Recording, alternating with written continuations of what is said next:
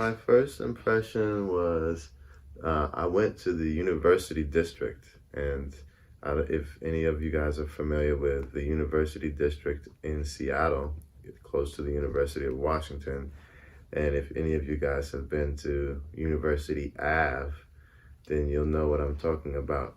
Back then in 1990 on University Ave, it was like where all the skateboarders hang out and everybody was out with their radios and hanging out on the Ave, and a lot of punk rockers, a lot of people just, you know, like young type of, like, I liked it because I was like, wow, this is pretty cool. Like everybody's just hanging out on the Ave and I thought that's what, that was my first experience with Seattle.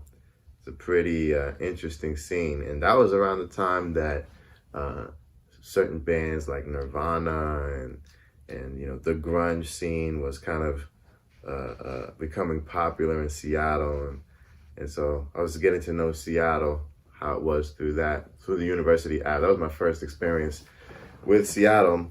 And then the next day, we went to our house, which was in this area called the Central District. And then I didn't know what the Central District was, but it was a big change because in this district, it was mostly all Black people that lived there.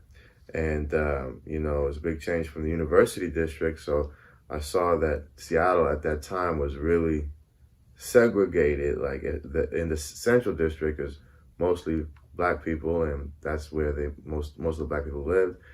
And so then I went to Garfield High School, and my first day in Garfield, I saw that Garfield was very integrated as well. But it was just, a lot of different cultures mixed together, and it was not what I expected Seattle to be. And it was pretty cool because, I just thought Seattle was just going to be this boring place, like somewhere in the forest and nothing going on or whatever. But it was really cool, and I got to meet a lot of friends and